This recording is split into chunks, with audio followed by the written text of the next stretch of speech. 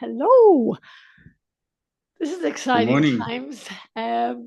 This is the first edition of the birth, actually, of the podcast for those who believe. And I have with me here my beautiful friend Lorenzo Carbone, all the way over there in Perth. I'm here in Brazil, and we have come together as brother and sister, really, because we met each other, God knows how many years ago it is now, um, in Brazil at the Casa de Dom Ignacio, which is the house of St. Ignatius of Loyola. And I was just showing you a little picture of him there. Now, that's the one that's in the Casa.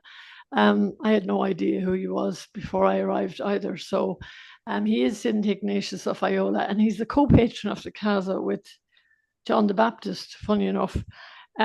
He's amazing. And I just wanted to put a shout out to Joao de Diaz, who brought us all together in the Casa. Not everyone was at the Casa, but you certainly were there a few times. So Mhm, I'm going to put mhm, the ball in your court, Lorenzo, and mhm. Yep. ask you just how you came to find out about the Casa, what brought you there, and also what you learned Mhm, there or what seeds were planted there, and also mhm, going forward into 2025 when the world is in pretty much a lot of chaos, how we are relating the work of the Casa, if you like, faith, hope, and love, the Trinity, the triangle that is sitting in the Casa in many places, how we're relating that to our lives in 2025 going forward. So mhm, you can tell your story now, and I'm really mhm. delighted to have you here. So thank you. No worries. Thank you, Grainne. First, I want to say thanks for inviting us, and it's an honor and privilege to be on your podcast and the first in line as well. So hopefully, I can speak well enough about my experiences and relay the information. So basically, it was almost 20 years ago. So it was in 2005, July, August. I was going through a really rough time, and it had been sort of like quite a long journey up until that point for me personally. From like as a teenager, in about 14, 15 years old, I started experiencing some mental health problems. Um, and this is like the early 90s. So back in those days, I mean, I didn't know nothing about Brazil or spirituality or alternative healing and treatment. So as you do, you do the usual thing and go see a doctor. And um, I was put on antidepressants as a teenager when I was in year 11. So this was like 1991 in high school, and Oh, went through a really hard time for a number of years. The kind of situation I was in or the condition I was experiencing was well, I guess you could label it as being obsessive compulsive disorder, oh, with lots of anxiety and depression and everything that goes with that kind of mental emotional state. Um, I didn't know it at the time, but there was obviously various factors that were contributing to me experiencing that. One of them was smoking marijuana as a 15-year-old. Put me in a pretty compromised position. Once again, I didn't know at that time, but years later understood that kind of drug use can, for someone like myself, put you in a vulnerable state to sure. um, exposing the energies that are around us, to sort of like contaminating your energy field, your mental state, Sure thing. or that sort of condition, which I guess in Brazil I found out years later when first time I went to the Casa, was what they call as obsessing spirits. So I Exactly. guess I dealt with a whole lot of stuff that I wasn't aware of as a teenager, and then through my late teens and in my 20s. So approaching, I have to say also, like at times the medication helped me. Sure. I guess it was necessary for various parts of my life. I was taking Prozac mainly. It was the one that kind of seemed to help me the most when it did kind of help. Um, And then beginning of the year 2000, I met a lady here in Perth, which you know well as well. Her name's Claire. And I started meditating. And it was really the start of, I suppose, more of a conscious spiritual journey, meeting Claire. I was blessed enough to meet Claire, and amazing girl. That sort of, yeah, that ignited my interest in spirituality and meditation and etc. So that continued from the year 2000 up until 2005, and there was times in there I hit some rough patches as well.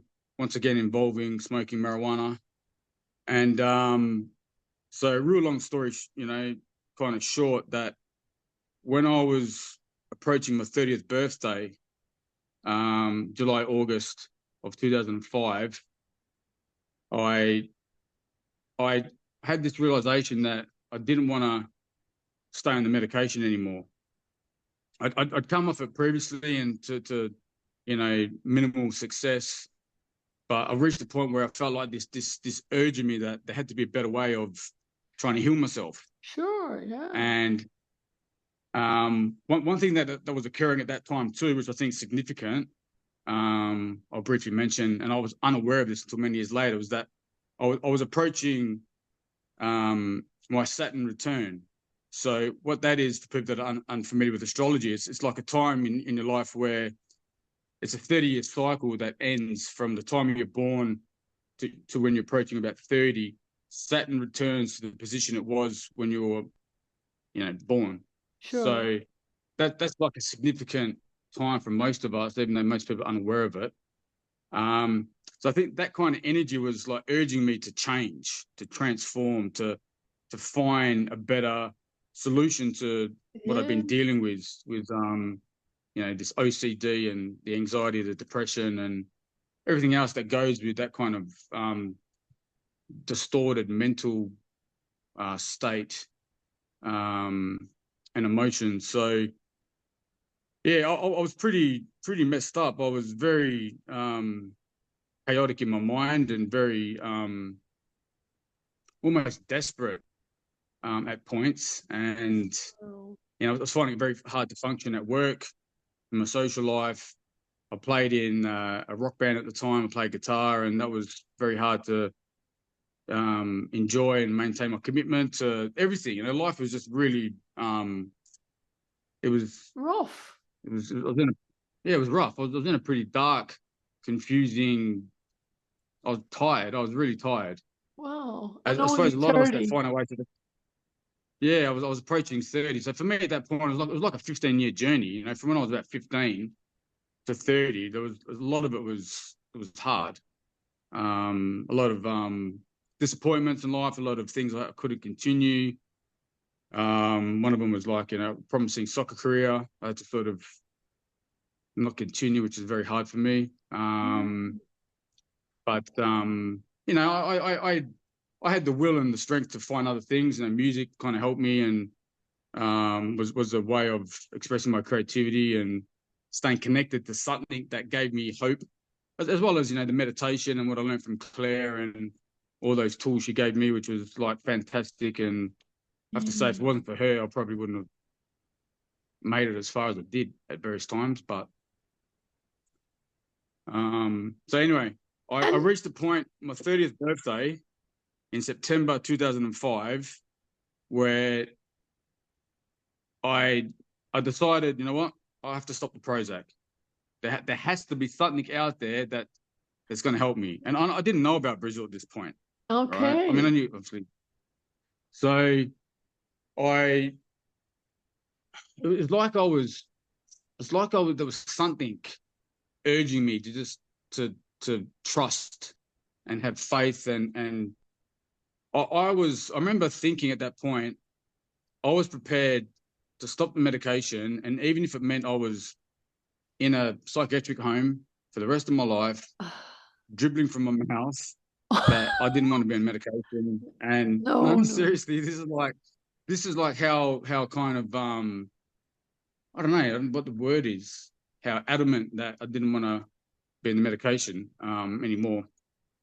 So I was at work, and it was funny because things were kind of like culminating because I'd been at this job for 10 years and I had qualified to get long service leave, which means in Australia, if you've been at the same employment place for 10 years, you get like 2 months off paid holiday.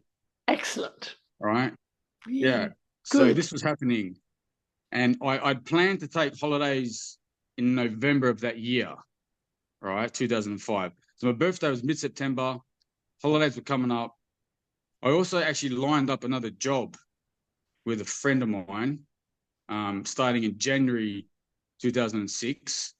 So all these things were starting to shift for me. And I was literally at work on the computer, Googling, please God help me. No right? way, really? Seriously. Yeah. This is true story. That's man. amazing. I was at work Googling, God, please help me. Gosh, Obviously, incredible. and initially what came up was all these religious sites, church sites, Sure thing. et cetera, et cetera. And I remember just, I don't know, it's like I had these invisible forces. I mean, I know now it's probably the entities, right? I don't know how Sure, but they found definitely. me, that they did, but I was desperate. And just quickly, side note, right? I think this is kind of important. So when I first met Claire in the year 2000, she recommended I read a book called God I Am. Okay, it's a Sure wonderful thing. book written by an Australian guy, I believe his name's Peter Owerb. I'm not sure if that's the correct pronunciation, but at the back of this book, right, was blurbs or like advertisements for other spiritual books. Right. So this is the beginning of year 2000, and one of them was the book written by Robert Pellegrino, all right, Called The about Jean Miracle Jadel. Man. Yes, right. And all I read from this advertisement was just a little blurb saying that, there's this guy in Brazil and he's healing people of AIDS and cancer and paraplegics and et cetera, et cetera. And honestly, my reaction to that was, what a load of BS. Exactly. Yeah. Right? Nobody can do that. Of Right. course. It's I only was like, human. yeah. Yeah. I was like, oh, whatever. I get it. And Yeah. Sure thing. Yeah. I completely forgot about that. I completely forgot about it. All right. Yeah. So Put it out of your mind.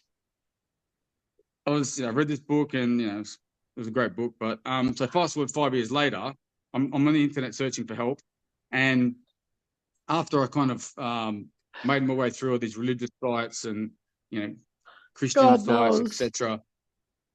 Yeah, I somehow stumbled across some lady. I can't remember what her name was.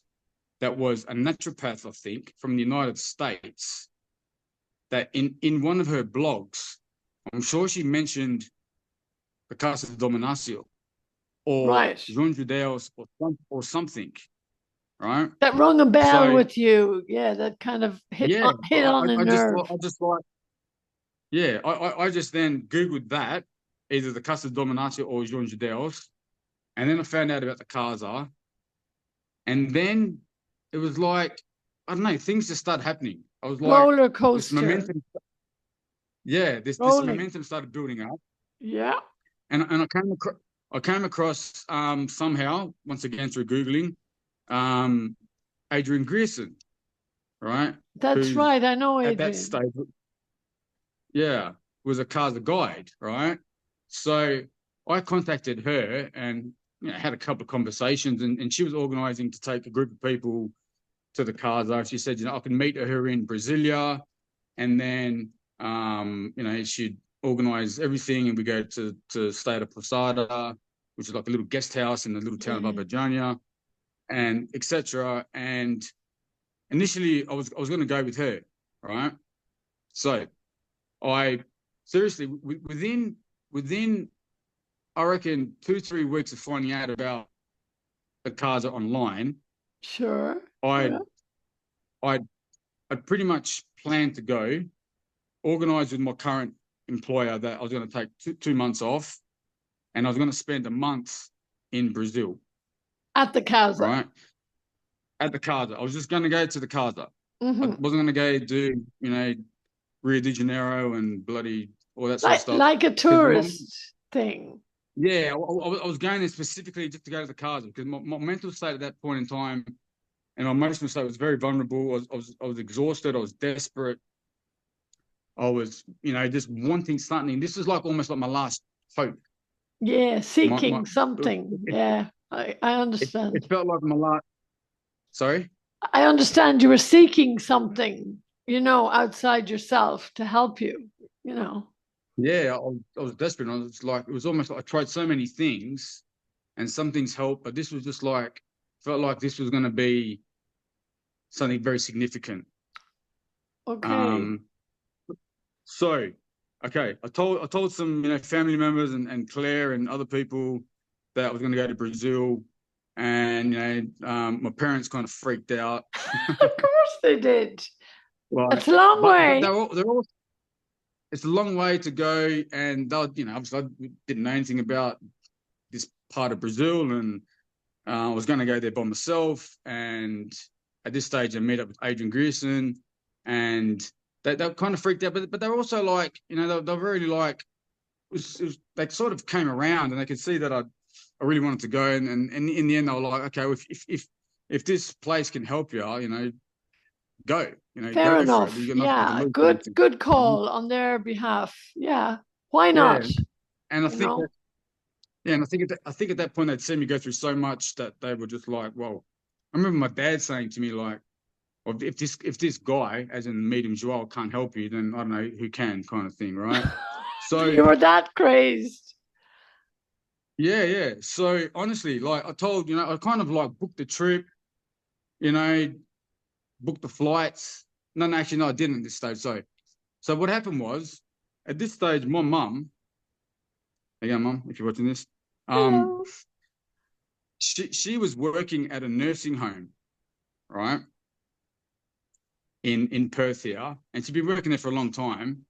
And she just somehow recalled a lady that she hadn't seen in about 2 years that she knew that was from Uruguay originally, that had been to somewhere in South America, Yeah. right? And she didn't know it was Brazil, but had been to some healing center, right? So my mum made contact with her and asked her, her name's Julia. How you going, Julia, if you see this? I Hiya. still see her every now and again. She spoke to my mum and said, yes, I've been to this place. All Good right. call. Yeah, good call. So Julia had been to this place in central Brazil, the Casa Dominacio. So, we organized a meeting and she told me, she goes, look, if you go there by yourself, you'll be fine. You don't really need a guide. I know a place you can stay. She knew Martin from Posada e Sol e Malua, Sure. right? Lovely man. Yeah. So Martin, Martin's still a great friend after 20 Oh, years now. he's amazing. Amazing person. Love and So like I said, service. yeah, all these coincidences started coming up, and then found out about Martin. I found out about his Posada. I'm pretty sure I made contact with him, and he goes, "Yeah, come up, come. There's we've got heaps of room here. You can come and stay at the Posada." So like this, man, one after the other, bang, bang, bang. Got my visa. I was on a plane beginning of November. Flew to Johannesburg, flew straight to São Paulo, flew straight to Brasilia. Got picked up by Luciano. Remember Oh, Luciano? Lord of mercy on He's him. He just passed last year. Amazing man too. yeah, yeah. So He cared he was about my first people. contact. Everyone cared about people. Everyone in the Casa Yeah, cared about you. yeah. That's my So impression. They really did want everyone to be well. yeah.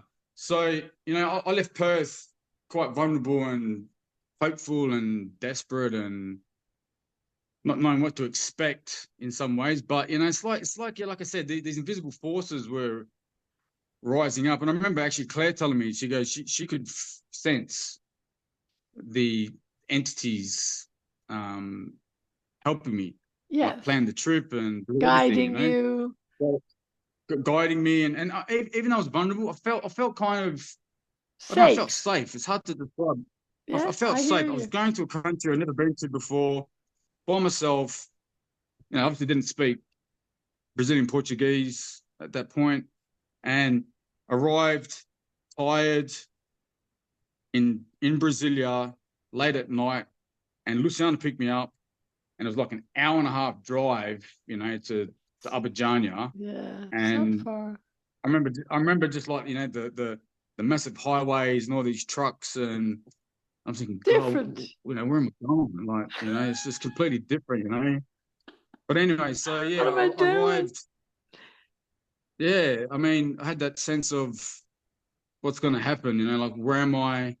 But I arrived late on Saturday night, and settled into the posada, and I was there for 4 weeks. My first trip.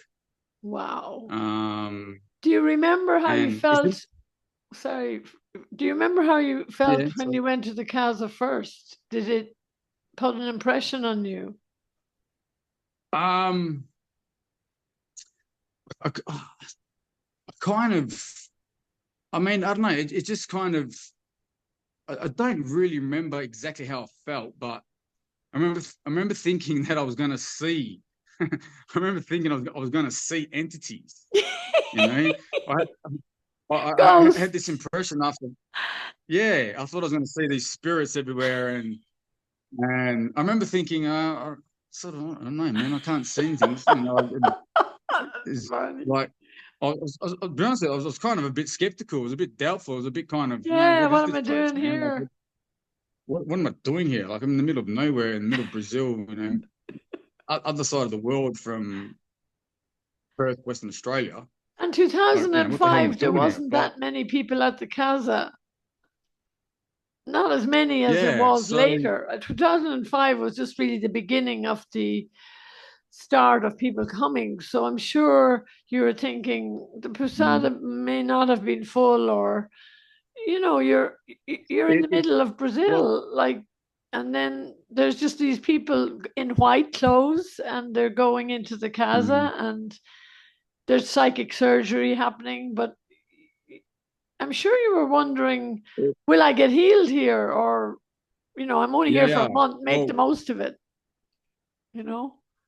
this is the thing, you see, because when I booked my trip, I was unaware that Medium Joie was actually going to go to Germany, right?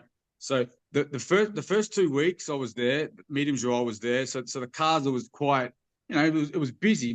For my first experience, it was busy. Sure.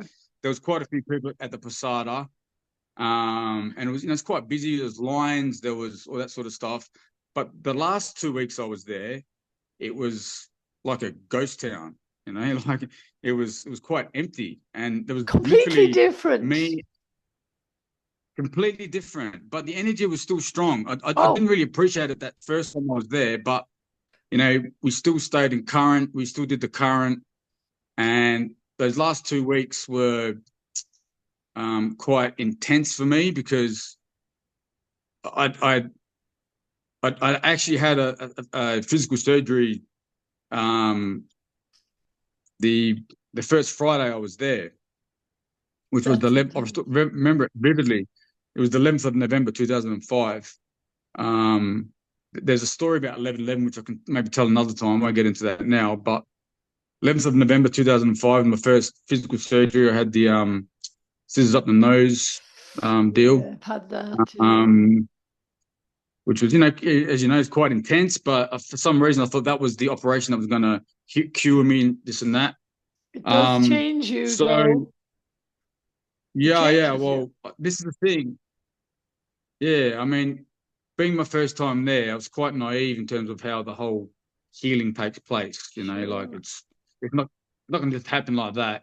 There's a process that's involved. There's things that need to be addressed first. There's lots of layers. There's lots of dimensions to us.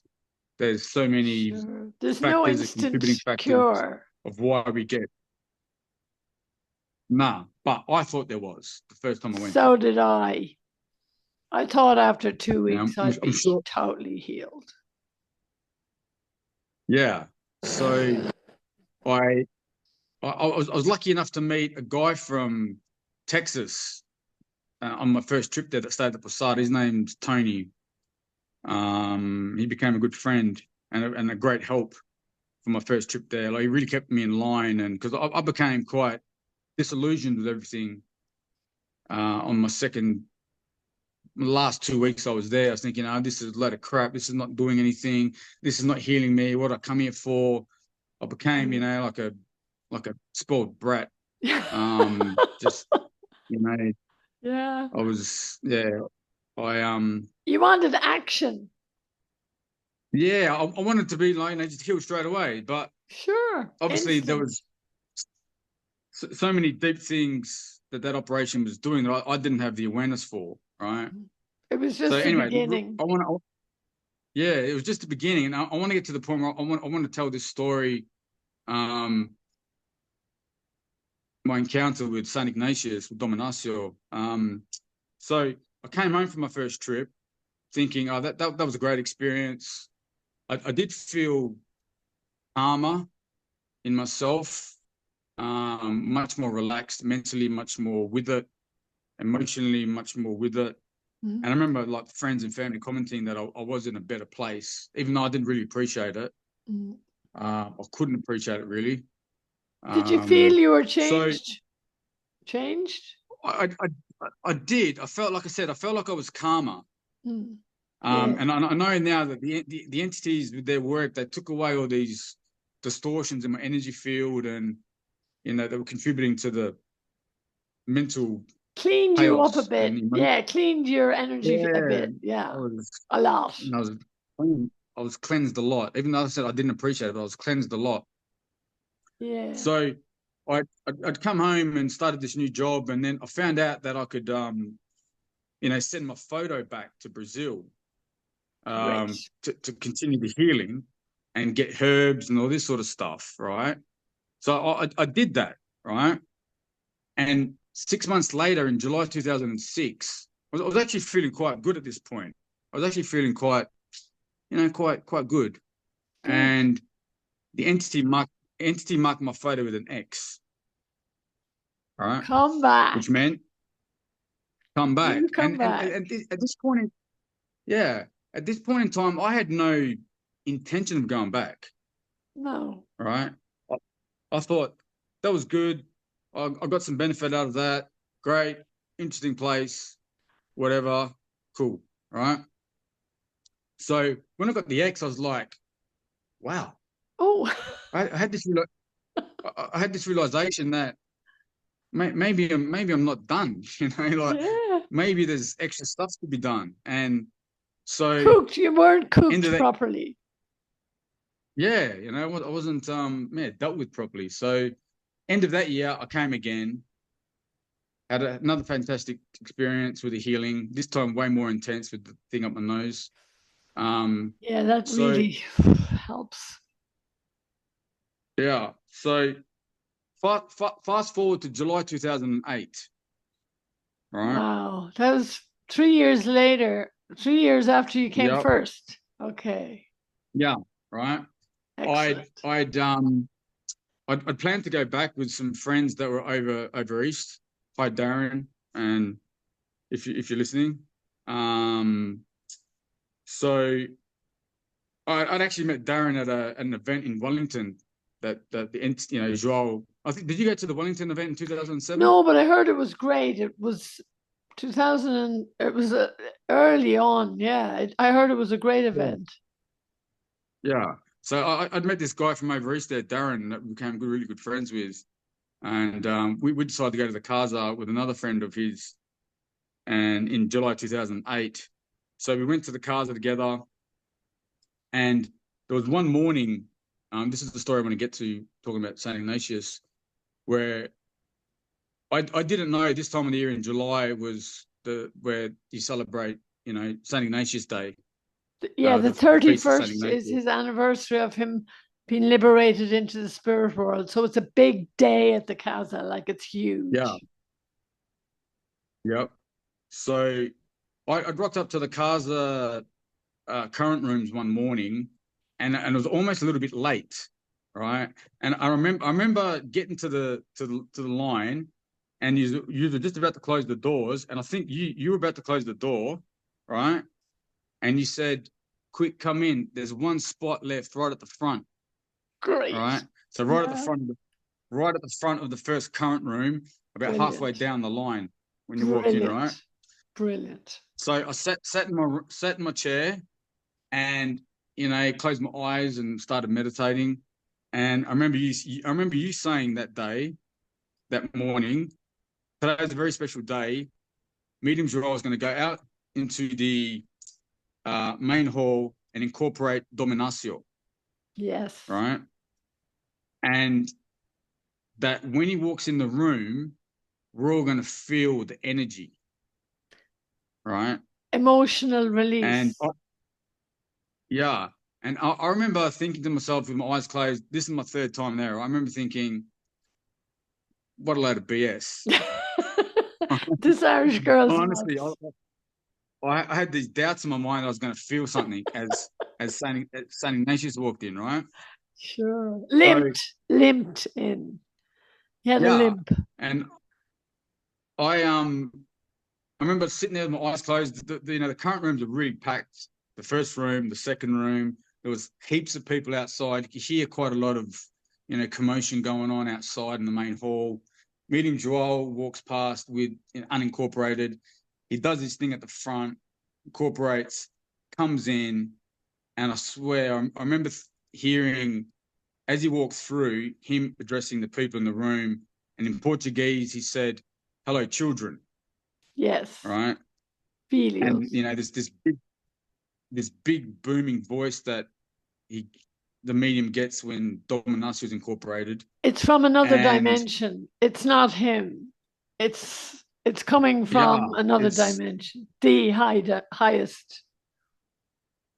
It's amazing. Yes, such a high plane. Wow. So I remember like, this presence coming into the room. And honestly, I didn't know it at the time. I know now that Saint Rita was also there. Yeah. With the medium, with Dominatio incorporated. Yes. And I smelt the most beautiful, amazing, sweet smell of roses. The smell of sanctity. Yeah. Red roses. Yeah. You're so blessed. And to this day, it's like I've never smelled anything like it. But the most amazing thing is that sitting in my chair that morning, without anyone touching me, the medium walked past, incorporated Dominatio, and my whole body from toe to head just shook, right? And it was like, I remember just like going like this, going, right? Elevated my head, and tears just streamed down my face, right? Yes. Like tears of bliss. And in that moment, I felt like this most amazing feeling of peace, bliss, love. It was almost like an orgasm, but it wasn't sexual. Yes. Right? It was like a connection with God, with the divine.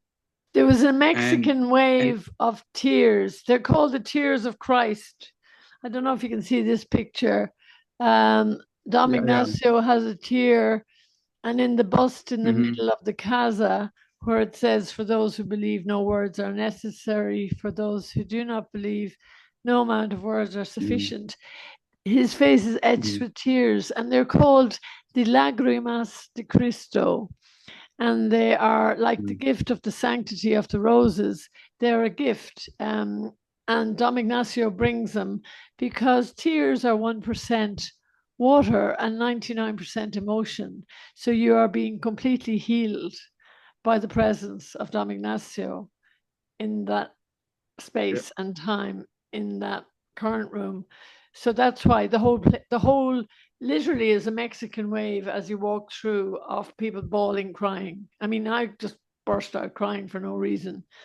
So isn't that how you felt, or is that a good description? Yeah, it was like on reflection many years later or something. It was like, or a bit of time later, it was like remember thinking in that moment, this is the first time I've felt this, right? But it was familiar. Wow, Right? really? That's So exciting. yeah. So how can something be familiar but the first time you felt it? Right. So for me, it was like this recognition that I actually got to feel my own true essence that moment. My What a highest. gift. What a gift. That's amazing. Yeah. I got to feel my true essence as a spiritual being. Wow, Right. that's Without incredible.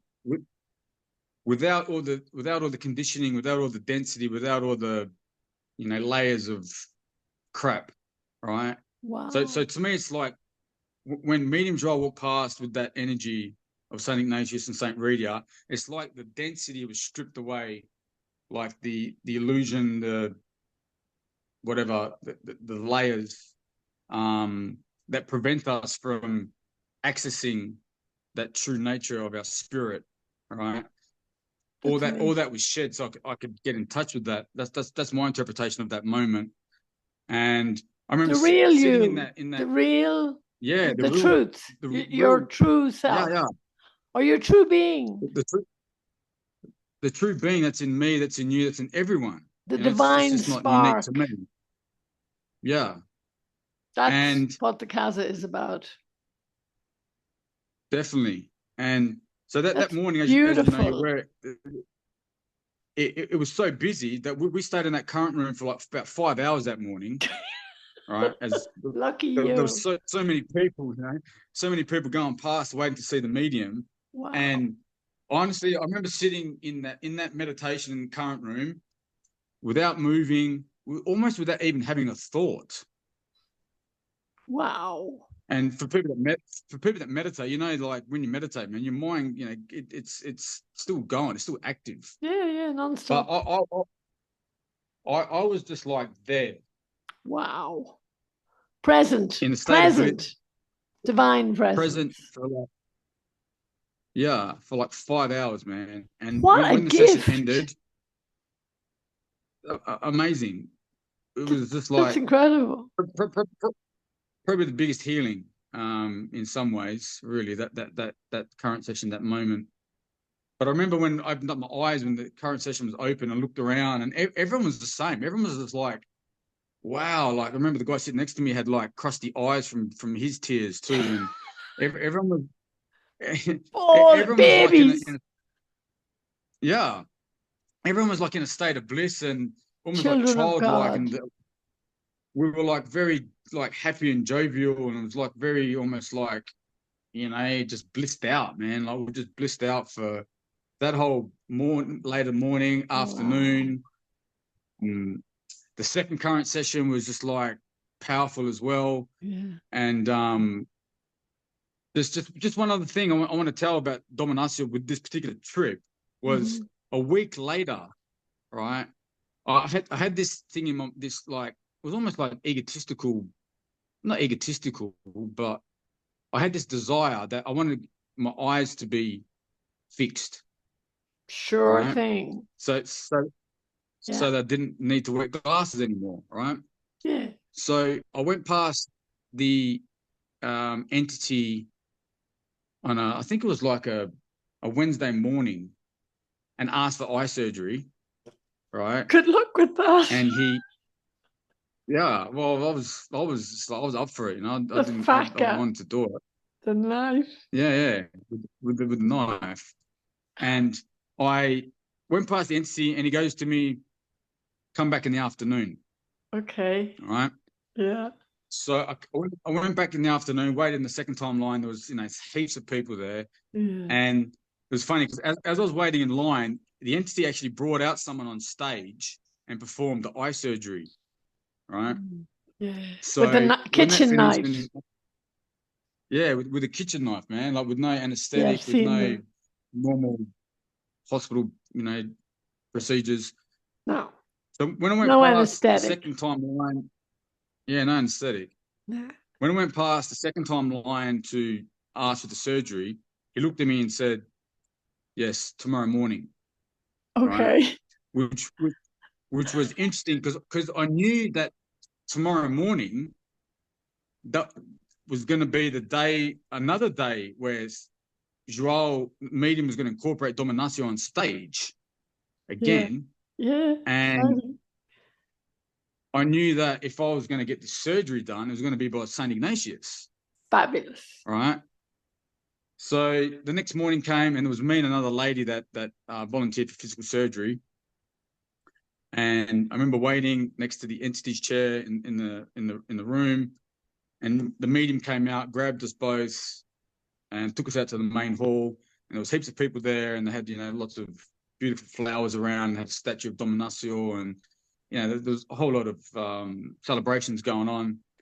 So we were up against the Casa wall with where the big triangle is. Of course. And I remember just like, I remember standing there, because one of the translators said, stand there with your hand on the part of your body that you want to get operated on. So I was standing there like this. Oh gosh, Right, you're brave. I wanted my eyes to get operated on. And so they're doing their ceremony on the stage. Joao incorporates Dominacio, and once again, he becomes this big expanded presence where his voice changes.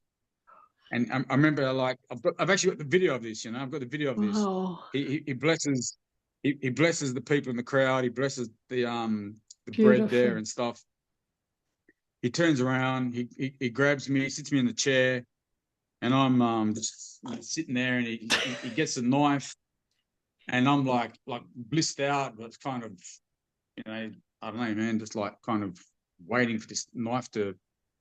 Anesthetic. You had spiritual anesthetic, for sure. Yeah. You were dormant in the zone. Yeah, I remember sitting there, and he's like opening up my eye and like grabbed this knife and scraping it.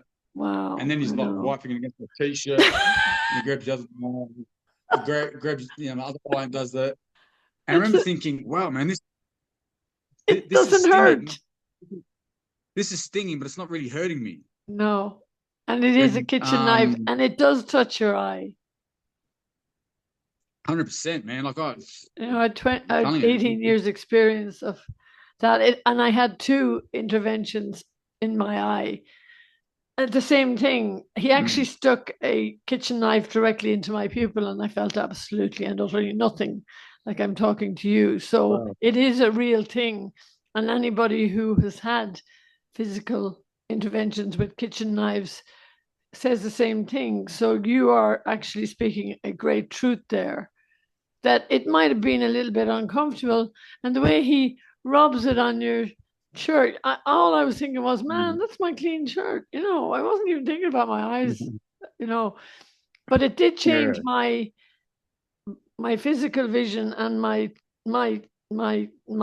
spiritual vision. It really did change me. And I had the nose job too, and it changed me again. I kept being layers and layers taken off. And like yourself, from the first time I met you at the Casa to today, you are a completely different person because of your vast experience with these incredible entities. And also your life has been blessed. I mean, you really, you were here, I think last year when I wasn't here, and I know that you still came back even when the medium wasn't here. Yeah. And with respect to the medium, he always said, it is God who heals. I am just an instrument in God's hands. So we really don't need a medium to connect with God, especially now in 2025. But at the time, we did need him, because I personally wouldn't have come here in 2003 with my sister to see a statue of Saint Rita in the chair. So there was a need for a medium back in those days, because I didn't have enough faith or belief in something bigger than the human condition. But your story, those stories are incredible. They're so beautiful, and they're so real, and so you have upshifted. You really have changed over the years as a person that I have met since the first time I met you. And now talking to you about this and the way you describe it is exactly how it has happened over the years here in Brazil. And that's a beautiful description of divine presence and the ignition of the spark, the divine spark that was planted. No, that is in us, that's ignited. Yeah. It's already there. Mm-hmm. You know, you nailed it when you said that it was something that was in us that was just brought forth. And now in 2025, your life has changed. I'm sure you're wearing the Casa. You're bringing the Casa with you. What you've learned here. I mean, do you feel that your life now, everyday life in Australia, is somehow blessed by your experiences at the Casa? Yeah, I mean, yeah, definitely. You know, I mean, I've got a crystal bed that I brought home from one of my trips in 2013. Now in my house, I definitely think that it's, you know, it's even though it hasn't always been easy, the transformation process, you know, of what needs to happen with the healings, it's definitely held me in good stead over the years, and I've always been able to like fall back on those experiences and the healings that it's got me through, you know, even some quite hard times over the years since I've been to the Casa. So there's always a connection there, right? It's like, even though in my mind, the mind wants to play tricks on you sometimes and think that, you know, things haven't changed. I know they have. They've changed a lot. Sometimes you're still with us. You're so close. Yeah, yeah. When you're so close to your own experiences, it's hard to sort of sometimes get that, but other people can witness that sometimes externally more. And I just want to go back to that operation I had in 2008. So when I came home from that trip, obviously my physical eyesight didn't get the cure that I was seeking, but definitely 100% my intuition, the way I saw things became open. Yes, it became less rigid. Yes. Like I sort of, you know, was like this, and then I became like that. Yeah, your inner vision. That's a continuing. Yeah, my inner vision. And just going back to, you know, being blessed by going to the Casa. I mean, definitely, like now I've got good friends in Brazil, and I've got like. Yeah, I met a good few of them. You know, like there's, you know, I've got people in São Paulo, Daniel, Jessica in São Paulo. I've got Priscilla in Santa Catarina. There's Martin. I've met some, you know, other great people through Martin Juscelino. And just like the whole network has opened up. You know, so it's like a network that opens up, a spiritual network. That all, and the central focal point is Abadiania. It's your tribe. It's people you can discuss these things with, and they're not walking away from you backwards going, you're crazy. You had your eye scraped with a kitchen knife and you still have your eyes. That's impossible. I mean, I can't tell a lot of people what happened to me here because they think I'm barking mad or I'm making up stuff. But it's amazing how our lives have changed and we are still connected. You know, we're having this beautiful conversation, which I'm really enjoying. And also that we're still friends after all these years. And even though the Casa brought us together, I mean, it's like a consciousness, a family consciousness that we are all brothers and sisters, filios de Casa, you know, the sons and daughters of the Casa. And we carry this divine spark into the world now. And we are, I know it sounds cliched, light workers, if you like. You know, we're multiplying this beautiful high vibration. I mean, I think twice about hurting ants. You know, I used to stand on them all the time when I was, you know, before I came here. Now I actually am conscious of trying to do the best I can, do no harm. And it's something that I learned here. I know I was immersed in it for years because of the work I was doing in the Casa, but I do believe the Casa changed so many hundreds of thousands of people. And this coming together in 2025 is very important for us because we have this amazing light within us that was ignited in the Casa, and we need it now more than ever on the planet because of the situation that's happening, and we're really doing the light work that we need to do. I mean, we're called by Dom Ignacio to do this work on the planet now, and to really try to keep the vibration as high as possible, which is not easy. And there's times when we feel, good God, the place has gone to the dogs. And the Abadiania is very quiet, but we have this connection in our hearts always together. Like, we're all connected. I have mad dreams. I have amazing dreams. Everywhere in the world I go, and a lot of people come into my dreams from the Casa, like yourself, or people I've met here, and other people I haven't met yet.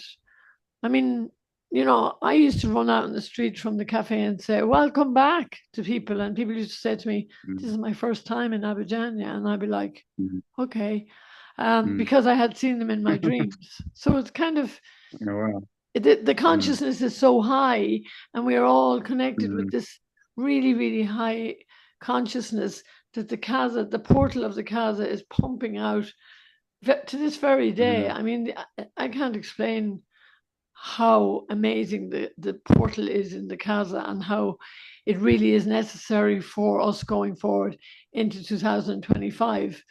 And just, we're going to finish now in a minute. I just wanted to ask you if you have some sort of an insight, or like a message for those who are struggling. And there's a lot of people struggling, and a lot of people didn't have to make the journey to Brazil.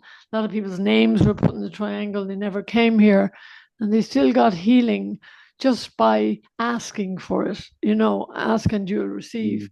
But for you to be here and have those extraordinary divine experiences, maybe you have a message or some sort of a way of helping people to navigate these really crazy times on earth, or when we come up against people who are very closed, or very, not that you want to wake everybody up or whatever, just to be kind. I mean, I've certainly become much kinder. I mean, I can be, I used to be a real crazy, drunken lunatic, and that's all gone. Now I'm more love and light, which is kind of a bit hippie-ish, but I certainly know the Casa saved my life, and I would not be alive today talking to you if I had continued down the path of destruction that I was on, and that I was somehow saved by the Casa, And I still come back here. I mean, I leave for months on end, and then I come back, but it's my home, my spiritual home. And I kind of get topped up here now. I get this real big surge of energy, and then I go back into the world, and I try to multiply it, not loudly, just by actions speak louder than words, to try and help people to really navigate this insanity, this the greed, the destruction of the planet, the children being brought up on iPads and social media, which is very destructive to people's sensitivities, and comparing themselves to others. And we're all in it together. There's no separation. I think the Casa really helped us to come together out of separation into oneness, because we are one family. And I think that's what really this podcast will help us to make, that reconnection with each other and support each other as we go forward into the world, which is quite daunting now. 2025 is a very it's a watershed year. I really feel, and planetary. Tonight's a full moon, and like all the planets were in alignment last week, and there's an eclipse yesterday. I mean, it's like it's all happening now. And I think the Casa has helped us sustain this high vibration through crystals we brought home to the crystal bed in your house, which you could even just turn on without anybody under it, and it cleans the house. I know that is what people do. And any crystals I have here are completely vibrating at an enormously high level. And in Ireland, I bring them to Ireland, and the triangles I bring back, they're all protecting my house in Ireland. I never feel I've no fear at all, which is kind of weird thing to say, but I don't have a fear of anything. And the Casa has brought me all of these gifts, you know. Mm. So for you to be able to Yeah. talk in a very open way like this about your extraordinary experiences is a gift for all of us too, because we can relate to it. And I think it will help a lot of people to remember what we were planted. You know, we were planted in Brazil and we were brought together and thrown Mm. together like, you know, a cosmic party. And Mm. we're here for each other still, always. You know, nothing has Mm. changed really. We're still the same people, but we are here for each other, and we can help each other through this extraordinary times we're living in. And everything is all right. You know, everything's fine. There's nothing wrong. I mean, Mm. it's in divine order. You know, like it's the Yeah. world. It's just shifting a lot quicker now. You know, it's moving faster. But your story, you know, and now you're not chomping Prozac and, you know, puffing Mm. on bongs and, you know, and it's unfolding. It's still, everything is all right. It's not like there's anything to fear. I don't think there's. I think fear is there's a choice, you know, and I learned that at the Casa, and maybe you too, that there's a choice in everything we do, in every moment we make, between love and fear. And it's only a choice. And we just keep choosing love. And the more we choose love, the more we lift each other up. We rise by lifting others, you know, and if we can't find peace, it's because we have forgotten that we belong to each other. And I believe that was Mother Teresa of Mm. Calcutta, who every day of her life, she went through her dark night of the soul. She couldn't connect with God at all. I mean, I Mm. understand that she didn't feel the presence of God for most of her life. Everybody thought she was real holy, but she was actually in crisis. She was like, there is no God. This, you know, I'm in the slums here. And but she still kept going. Mm. Imagine that. Yeah. Interesting. But thank you for talking to us from such a place of, you know, deep personal experience, because this is real and true, and it's what we need in the world now. So really appreciate your candid stories and your truth and your love and your, you know, healing is a work in progress. You just don't wake up, oh, I'm Yeah. healed. You know, I don't have to do anything Mm. anymore. You kept trying, you know, you're still at it, Yeah. you know. Yeah, definitely. I suppose I just want to close off by saying, well, once again, thanks for this opportunity to speak, Grainne, and thanks for all your support and love over the years and Always. patience. And I just want to say to anyone that's out there that might be listening to this, that, you know, that's either been to the cars or hasn't been or has inclinations to go, or is in a, you know, dark, desperate place or uncertainty right now, is like, you know, there's more to us than we can probably conceive most of the time. Mm. There's more to reality and life than just what we see with our physical eyes. Um, you know, life is more than most of the time we get to experience. And going to Abadiania for me in the Casa is like connected me to that dimension where life is so much more than we generally experience. And um, I get a sense of just your heart opening when you're there. And Exactly. there is you know there are beings that um, care for us, if that's a right word, guiding us. Um, you know, we're eternal beings, we're spiritual beings, and you know, there's always things that can help. There's always hope, no matter where you find yourself in some sort of darkness.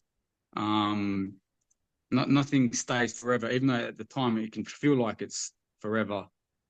Um, you know, I don't know, I just want to convey that there's so much more to us and reality than, than we kind of generally experience. So yeah, I don't know if I've conveyed that correctly, but yeah, there's a bigger picture.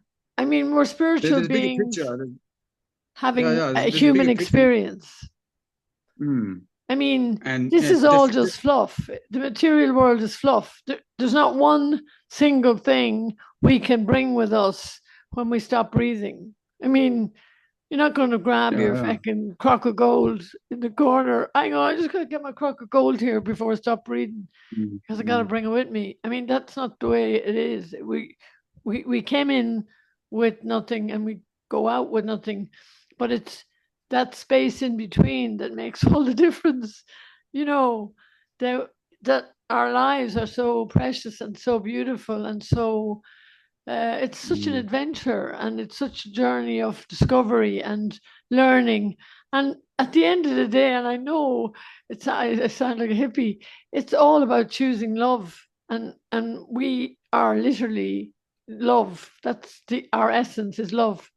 And once we love, we that's all we need. I sound like the Beatles, but we are love, and our spark is divine love, and that's how we are all connected. We are all exactly the same. We are part of the oneness that is divine love. Yeah. I mean, I've quite often had this thought that if everyone in the world could experience what I experienced and what other many people have experienced inside the Casa, that sense of divinity within themselves, the world would transform. Yeah, it just takes state of consciousness immediately for people. Pretty much immediately there'd be a lot less greed. There'd be a lot less wars, suffering. We want to help each other out in ways that would create a harmony on this planet. And I think that's the direction I see humanity going. Yes. And the Casa is it's like an accelerator for that to occur. That's a beautiful thing to say. Yeah. And we are one. We are one family. Yeah, exactly. Whether the Casa is there or not, we are all one. Like humanity is one, and there's a lot more going on than just our humanness. I mean, around us, we are surrounded by all our ancestors and all those beautiful beings of light that are here for us. So it's enormous. It's so much bigger than we could ever imagine. But yeah, you're right. We could transform the world in an instant if we all chose love at the same time. Which we will do. We'll get there. Eventually, I think it'll happen. It will happen. We just I have great faith, and I've no fear either. I know that we've already moved into a new dimension, especially I feel it here in Abadiania, but the world has upshifted into a new era of love light, and I know it will grow from there, and there is nothing to fear. I mean, we really are. We'll get there. We can do this. We may lose a few battles, but we're going to win the war. Yeah, definitely. Yeah, no, I've no doubt of that. It's just a matter of time unfolding in the divine time. It's not a matter of if. I truly have faith in that. Yeah. And I'm honored to be able to talk to you about it today. And we'll see each other soon because the world's really not a very big place anymore. And a big hi to Claire, who I love very much. You know that.